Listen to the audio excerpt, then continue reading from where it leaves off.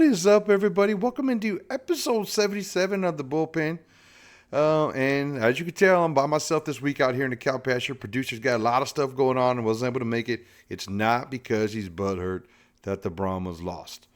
But I'm not alone. I have a special guest joining me. I'll introduce you to him in just a little bit. It is my neighbor in the cow pasture. And we're going to talk a little bit about a casual football fan's perspective on the UFL, on the Brahmas. And I think it's going to be like a microcosm of the league in general as to why we're having struggles with attendance. And I'm going to show you some information about the attendance from this past weekend. We'll talk about it. We're going to go over scores. And then we're also going to do our picks and predictions at the end like we always do. So let's go ahead and just get into episode 77 of the Bullpen, coming to you from the cow pasture on behalf of United Football Media, and let's just get it going. First thing I'm going to do is pop up a graphic. This was post-game this past Friday night, and I just wanted to share with everybody one of the things that makes going to the Brahmas games fun. You know, look at that stadium all lit up in Brahma yellow, downtown San Antonio. Beautiful, beautiful night. Had a great time at the game. You know, we want to win. Obviously, we want to win. But there's little things about going to these games that is awesome. And when we were leaving the stadium, I was just like, you know what? What a nice, picturesque night here in San Antonio. Game didn't turn out the way we wanted, but we just had a great time. And it was kind of cool just being downtown San Antonio and chilling out with friends and family. So these are the scores from this past weekend, the Friday night game here. DC being the Brahmas 32-24, 8-point game that we absolutely had an extremely good chance of winning. For some reason, DC does struggle against us, and I do appreciate that. I love DC struggling against us, and I hope it continues for many years to come.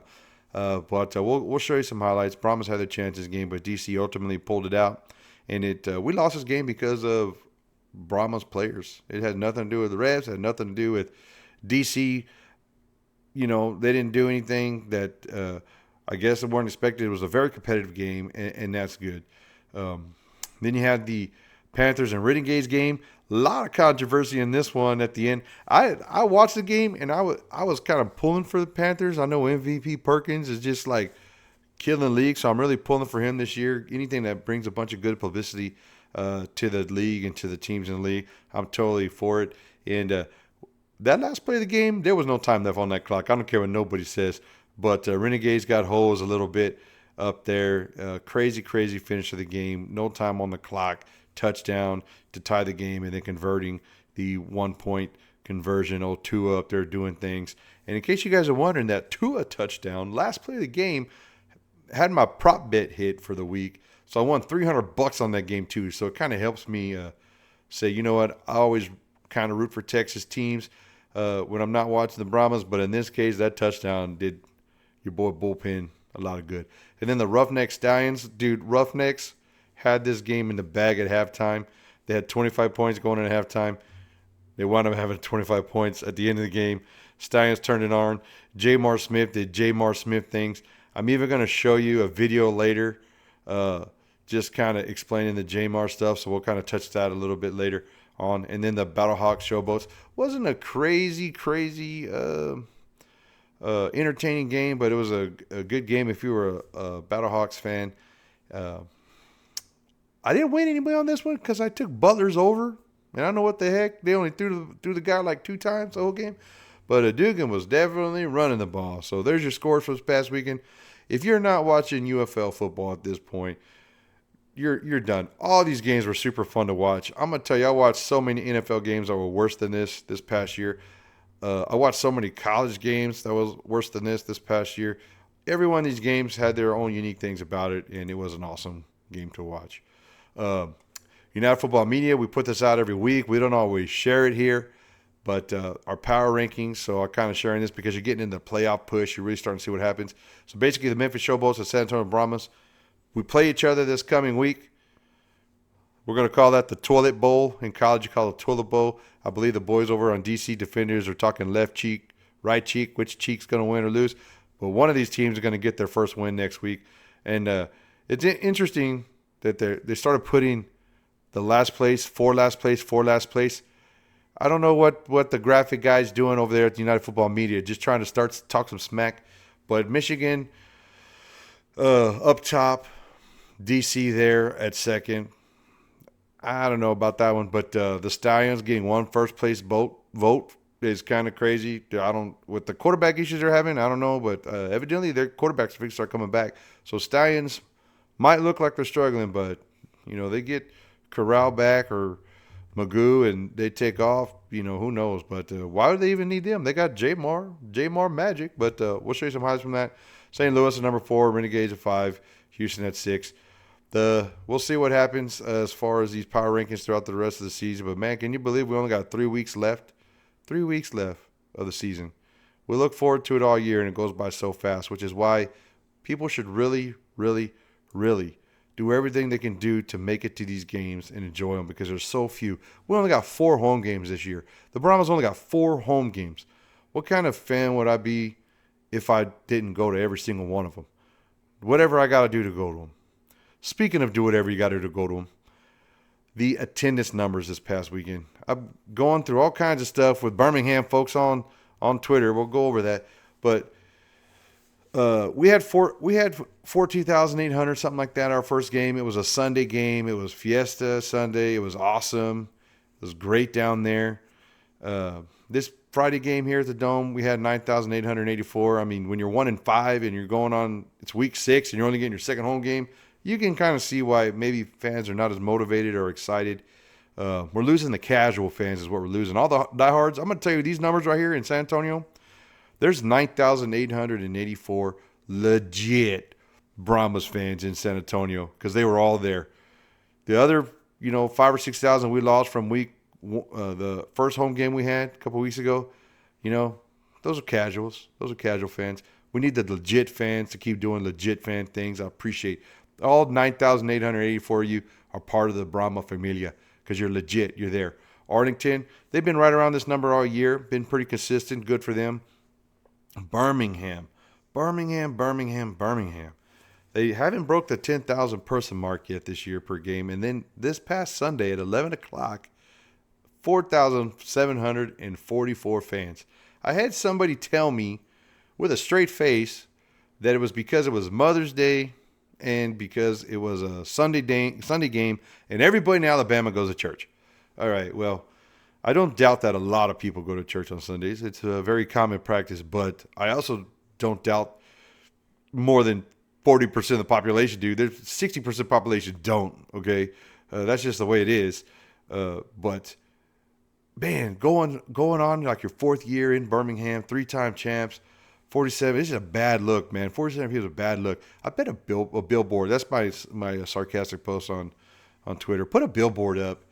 That'll get more fans in the stadium. That won't do it. And we're going to interview someone and dive into that a little bit because I think it's what's happening in San Antonio is a microcosm. None of these attendance numbers were great. Even the DC team that did pretty good in attendance last year, going down and down this year. The only team that you can't criticize is St. Louis, and even their attendance has slacked from what they did last year. And then Memphis, they've been struggling with attendance the whole time. But for those fans that think, they say, it's Mother's Day, it's Sunday at 11, it's all of this. This is a picture from the Birmingham Stallions crowd versus the Stars and Breakers in 2022 on the right. On the left is from this past weekend. Okay, so here we are. 3 years ago, same city, same team. The only difference is they've won 2 more championships since then, or 1 more championship since then. And look at what the stands look like. Last week they were saying it's because there was an Indy race. Next week they'll be saying it's because a bird landed on a power line somewhere and nobody wanted to go to the stands. Basically, I don't think this is a Birmingham Stallion problem. I think it's a UFL problem. And the problem is basically brand loyalty. And we'll talk about brand loyalty later on when I have my special guest on here, my brother-in-law, who goes to all the Aggie games with me, and we'll dive into that deeper. But really what you got here is a brand loyalty problem. It's not marketing. Everybody in Birmingham knows that there's a football team in Birmingham called the Stallions. And they probably all know that they've won a championship. Maybe they don't know they've won 3, but they know they've won 1, right? They've been playing there for 3-4 years. People know that game is happening. So it's not billboard. It's not marketing team pushing tickets. It's not that stuff.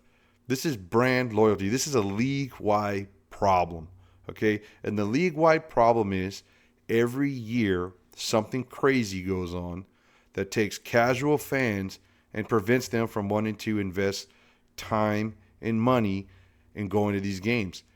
Was it Mother's Day? Sure, right?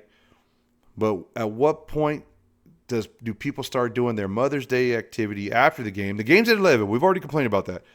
So the games are over in the early afternoon. Why aren't you doing Mother's Day at 5 or 6 o'clock in the evening, 4 o'clock, 3 o'clock, 2 o'clock, whatever other clock you want to talk about on that Sunday, right? It's not about marketing, and it's not about it being a holiday. The NFL has games on holidays, and people are there. People are there. You even talk about like the schedule. The schedule should be released earlier. Well, today, while I'm recording this, they started leaking some of the schedules for NFL teams. So 4 months down the road, they're releasing NFL schedules. They play on Sundays during church, and they play on holidays like Thanksgiving and Christmas, big holidays that everybody's participating. Even people that are not religious celebrate Christmas, even though it's a religious holiday. So what's the difference? Brand loyalty. Loyalty to the Birmingham Stallions, loyalty to the city of Birmingham, loyalty to the UFL. Brand loyalty. We're going to talk about what is causing this brand loyalty to struggle and what the league should do different. I don't know. Let's talk about this brand loyalty. So I'm going to get my special guest, my brother-in-law from across the cow pasture, in here to talk about that. And I got him here so I get a unique perspective from a non-Brahmas football fan. So you guys have heard me talk about going to all the Aggie games and season tickets and all that stuff on here from time to time. Well, my brother-in-law has 2 seats directly next to me, so we go to all the Aggie games together. I don't think we've missed an Aggies game in, 5, 6, 7 years or something like that. Like, we're always there, and majority of the time, 95% of the time, we're there together. So he loves football. Right. So I brought him on here because I want a non-Brahmas fan reaction to attendance. And why someone who I know likes football, you go to a lot of football games, and I know you like going to non-professional sporting events because you do that all the time as well.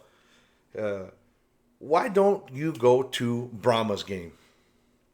I think for me, and maybe for other people too, it's the sustainability of the league. How many leagues have been professional football teams that San Antonio had? Oh, yeah. And none of them ever lasted. So it's really hard to get into it to say, hey, you know what, I'm going to become a diehard fan, and then next season it's gone. So is it the time investment that you don't want, or is it the money investment? Like if the league folds, which we hope it doesn't, but so you're kind of worried about that. So is it time or money that's the problem? I mean, both. So both? Both, yeah. Okay. I'm gonna dig into this a little bit, okay? And I'm not trying to put you on the spot. I did not prep him for this. This is off the cuff. We're trying to get a true reaction. So let's talk about time. So this year the Brahmas only had 4 home games in San Antonio. So you're looking at 4 different nights. You had 2 Fridays and 2 Sundays. So you got 2 Friday night games and 2 Sunday games. And a game lasts, 2.5, 3 hours. So if you go to all 4 games and the team folds, what pain does that cause you? Is it because you're worried about missing something else, or what's up with that? For me, or do I need to speak for others too? I'm talking about you. Just for me? I'm talking about Josh right here in the cow pasture.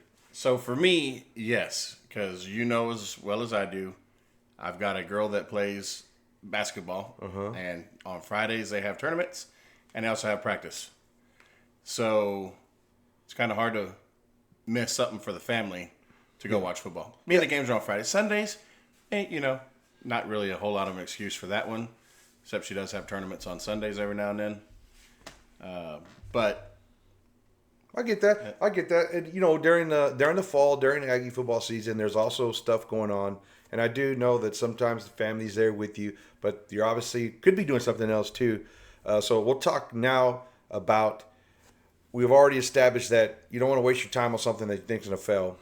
Monetary. To go to an A&M game, we've talked about this also, is expensive. And then we drive 3 hours. We park RVs. You spend all kinds of, you go to an Aggie game on the weekend. By the time you factor in the drive, the food, the RV, the tickets, and all that, you're spending over $1,000 a weekend, if not close to 2,000, right? True. Okay, so to go to a Brahmas game costs you about, let's just say $20 in gas, because we don't live that far. $20 in gas and $20 a ticket.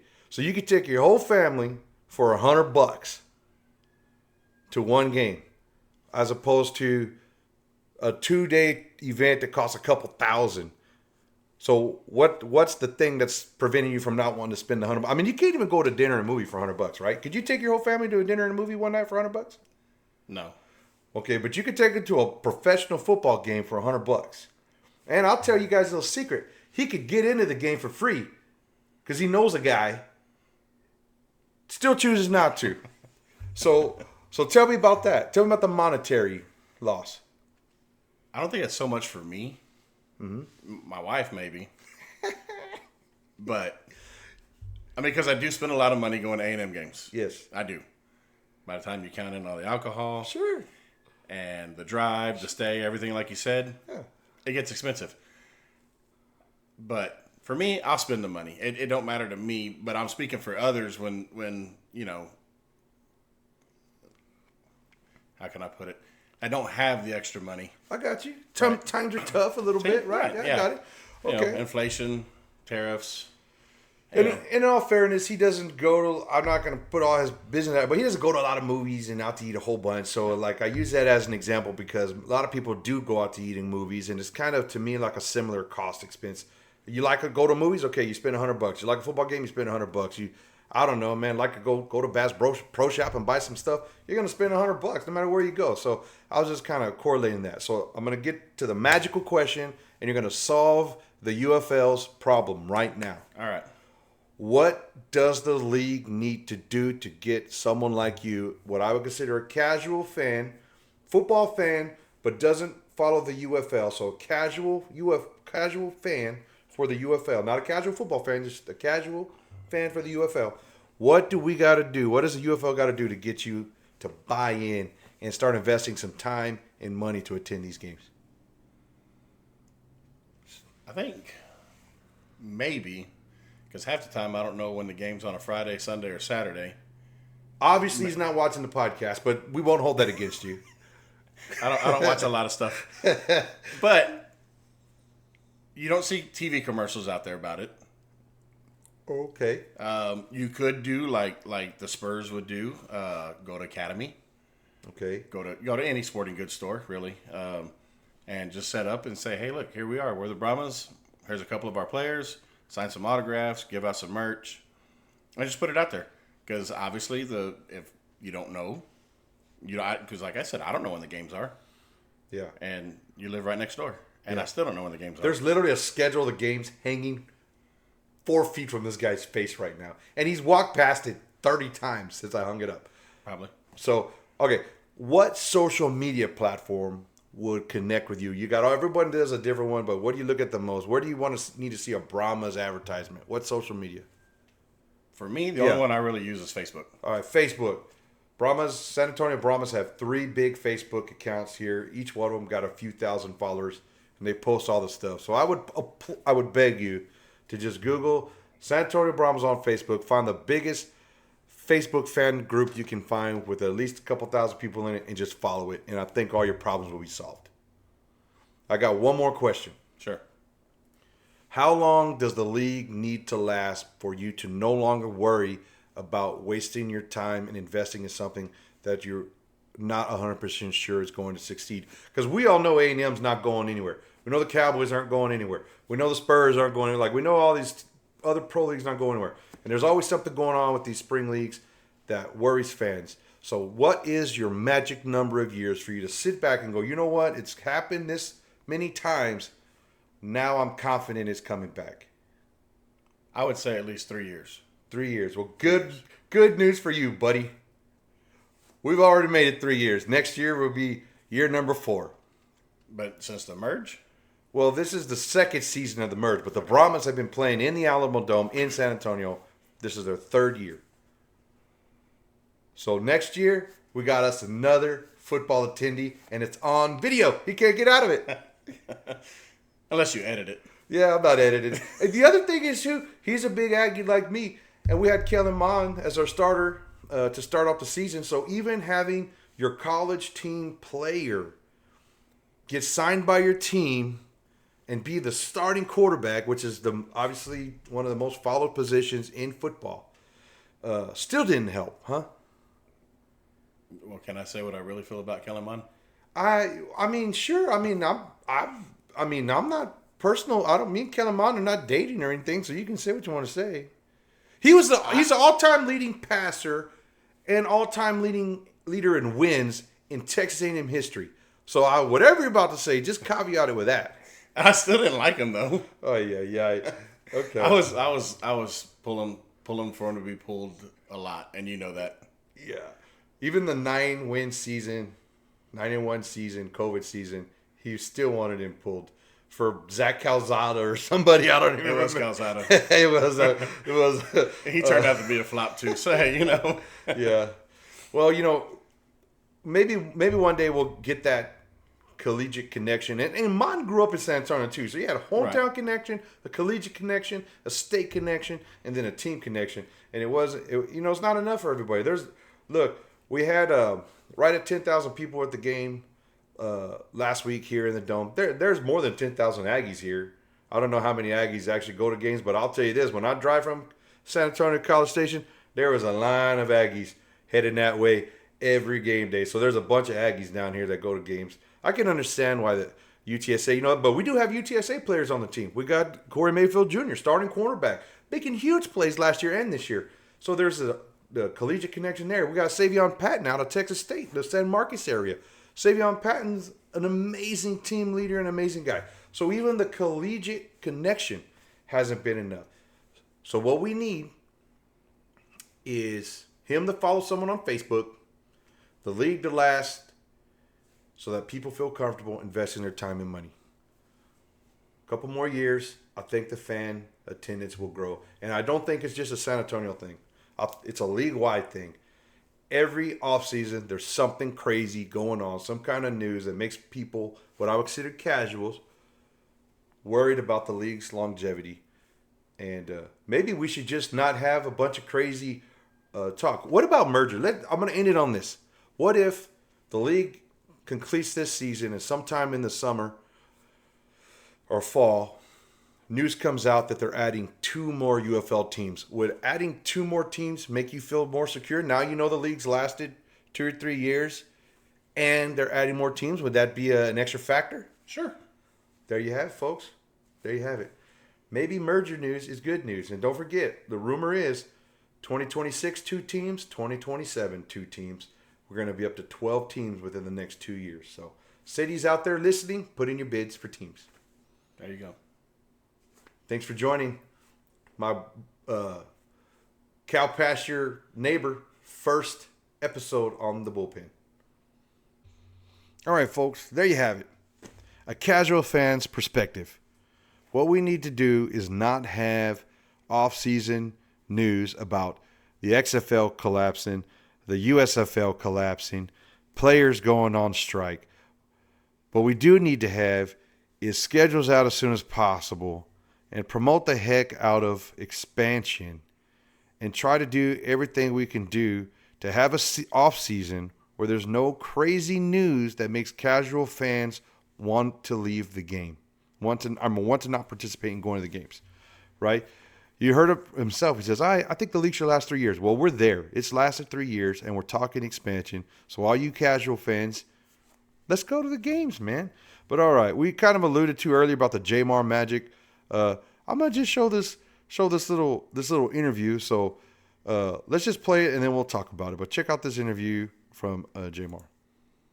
Jamar, you come in late, bring this team back, find a way to get a win. First and foremost, you announced your retirement from football in March. What have you been doing since then before you returned to the Birmingham roster? When I talked to Coach O's out, right before the season had started, I was already doing some detailing work with cars, just trying to find something that I wanted to do while trying to go back to school and finish my master's. And then I also started working at Dunkin' Donuts off of Acton Road in Vestavia. So those are the things I've been doing, and they gave me a great schedule to work in the morning from about 5:20 12 or 6 to 1, and then the workout and training in the afternoon at Amp Fitness Gym right off of 280, and then I would throw with my quarterback trainer Price. It was just a great opportunity. I had to grow up a little bit, the time away from football. I spent time with my son, grew up a little bit mentally, and just challenged myself to do something different. And I was in the gym like 6 days out of the week, went dark mode in there, just doing a lot of weightlifting and just finding that inner peace, and it's really helped me a lot. So I'm very appreciative of that. So this guy was working at a coffee shop and washing cars and doing everything he could do, going back to school, getting his master's, just being like a regular blue-collar, hard-working dude, doing his best to survive in a rough world. Gets the call, goes in there, leads a game-winning touchdown drive, brings the Birmingham Stallions back, and wins that game. Why was there only 4,400 people in the stands to watch it? What a story. You remember the Kurt Warren story in the NFL, bagging groceries to a Super Bowl MVP? I mean, obviously it's not on that scale, right? But it's got the same undertones. Crazy, crazy stuff, man. But enough about attendance and enough about stuff. Let's get into the Brahmas DC game and see what's going on. So with that, we're going to go ahead and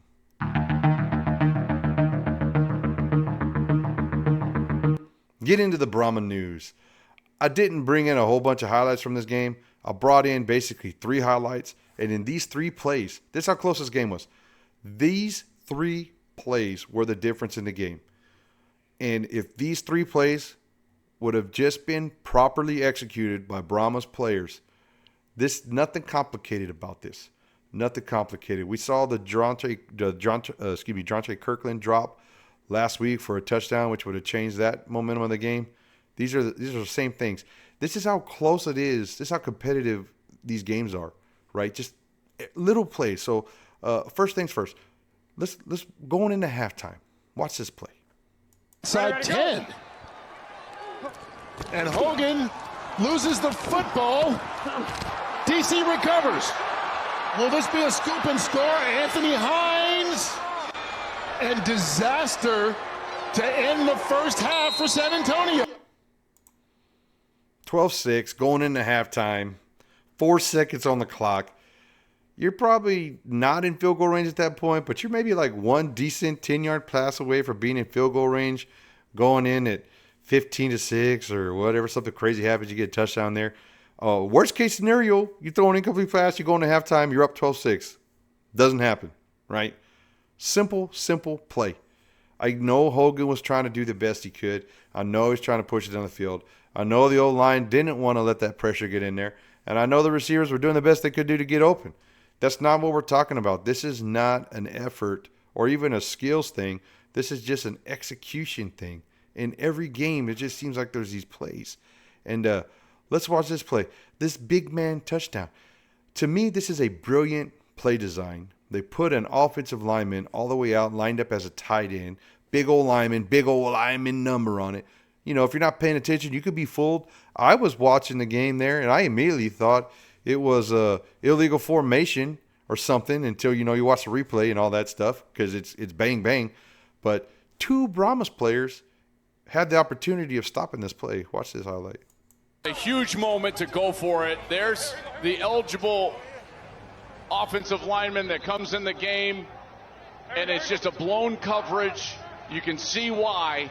You wouldn't think that he's going out, and then he tips it to himself. And a little bobble as he goes down, but he's able to hold on to it for the big man touchdown. Man, crazy. Oh, man, I tell you what. That's a terrific play call. You've got to be committed to the run, which San Antonio clearly is. What's 25 And even as doing? a defensive back, you're Jalen Elliott, number 25. You see big Gunnar Britton come out. You're not thinking to yourself like eligible receiver. Eyes in the backfield.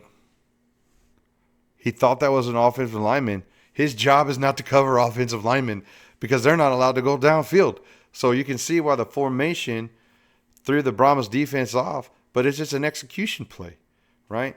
And then the very end of the game, the Brahmas have a chance to they have a chance to tie the game up, put it in overtime or something, competitive. Look at the time on the clock and watch the play. Look at the down and distance. Hogan caught. Marquez Stevenson gets the first down, lost the football. DC recovered. Isaiah Johnson fell on it. 3rd and 31. Minute, some change to go. You convert the 3rd and 31. So it gives you a minute to maybe try to get down there and score and put this game in overtime or go for the 3-point conversion and win by 1, depending on what kind of, what you wanted to do there, coach's play call. But what happens? You have an unfortunate drop, and you're fighting for extra yards. I'm not blaming Stevenson. He's fighting for extra yards. This is a 31-yard reception. He's running. He's doing his middle of the game. You're hyped up. But it's a simple execution, holding on to the football. That's football 101. Football 101. It's just an execution thing. The Brahmas are not that far off. We got tons of stuff to get to. We got opportunities. With opportunities, let's go ahead and pop up our predictions for the week. I went 2-2. I'm now 10-18. Producer 16-12. He went 4-0 this past week. Congratulations, producer. He's not even here to rub it in my face. You got the Friday night game, which I will be at because it's our 3rd home game of the year. We're calling it the Toilet Bowl. I'm taking the Brahmas. Producer's taking the Brahmas. We're going to be down there, and we're going to watch the Brahmas beat Memphis so that we're not getting we're not going to split last place votes next week in the power ranking. We're going to make sure that we get up to that 7th place spot. Anywhere's but last place. Then you got Michigan going to Houston. I'm picking with my heart here. I want Houston to win. They were so close to beating Birmingham. I want to see them throw some rocks in the pond, so to speak, make some waves over there in USFL. So I'm really pulling for Houston. Producer did the smart thing, picked Michigan over Houston down there. Unlike me, he picks with his head, not his heart. We both got St. Louis over Birmingham. This game is one of those hype games people have been waiting on for years. Birmingham's finally going to the Battlehawks, going to St. Louis, going into the dome up there. I think this is St. Louis' 45th home game this year. I don't know how they pulled that off with the league, but we'll see what happens there. Ultimately, this game doesn't really matter that much in the playoff contention. It should just be an entertaining ball game with one team that's really good that doesn't get any attendance playing another team that's kind of good, hasn't won a playoff game or a championship, but always gets great attendance. So it'll be a cool storyline. And then down at the end, Arlington going to DC. I don't like DC. I'd rather Arlington win. So once again, I pick it with my heart. And producer picked Arlington, and I don't know why he did that because I do think that DC's probably a better team in this matchup. With that, I'm going to end it on this one little thought. Execution, execution, execution. What can the league do, or what can the Brahmas do, or what can the players do, or what can the teams do to get a greater level of execution? And I was thinking about it. And, in the NFL, a lot of the contracts, obviously they're a lot bigger, a lot more money, a lot more fans in stadiums, a lot more everything. So it's not the same. But one thing that they do in the NFL that is scalable is incentive-based contracts. You get X number of touchdowns, you get X number of yards, you get X number of sacks, whatever. You get little bonuses in your contract. So one thing that the league can look at to increase player productivity, competitiveness of the game is maybe when we get away from the everybody gets the same contract thing, you start looking at incentivized contracts, giving players the motivation they need or extra motivation. Maybe they're already motivated, but give them that little extra something on their contract for producing. If they produce, that brings eyeballs to the league. More eyeballs to the league, more butts and seats, butts and seats, butts and seats, butts and seats. Better football, more butts and seats, more eyeballs, more money. I think it would pay for itself. I think if you it don't have to be crazy bonuses, get so many rushing yards, so many this, so many that, $1,000, $2,000, $5,000, whatever, something. Baby steps. We don't want it all at one time. We know that they just got their collective bargaining agreement done. They got year-round health care. They got a little bit of pay bump, so we love all that. That's amazing. Needed that out of the way. But you know what? Maybe take the next step. And I think that also is going to come down to when the league can figure out a way to get to local ownership in markets where the owner can start investing the money into the teams that they need to get this buy-in from the public and get the competitiveness. What do the Brahmas have left to play for? The playoffs are over. You know, you got 3 weeks left in the season. You're basically playing for pride. Well, wouldn't it be cool if a receiver needed an extra 200 yards, a running back needed another 200 yards, this tight end needed a touchdown, this quarterback needed a touchdown pass to get these little bonuses? It'd give them a little monetary incentive to go out there and play hard. I'm not saying that anybody's not playing hard. I'm saying that I think it would be better for the league and fans to have games where you got 2 1-win teams playing each other. What's the motivation? To be the first one to 2 wins between the two teams? You know, and I definitely get competitiveness, motivation. You want to win every game you go out there. And I'm not saying that teams are not being competitive. I'm just saying a little bit of extra motivation never hurt nobody, right? With that, we're going to get out of here. Thanks for tuning in. Hope you enjoyed the episode. Producer should be back next week. We're going to get out of here like we always do with a nice horns forward. Let's go, Brahmas.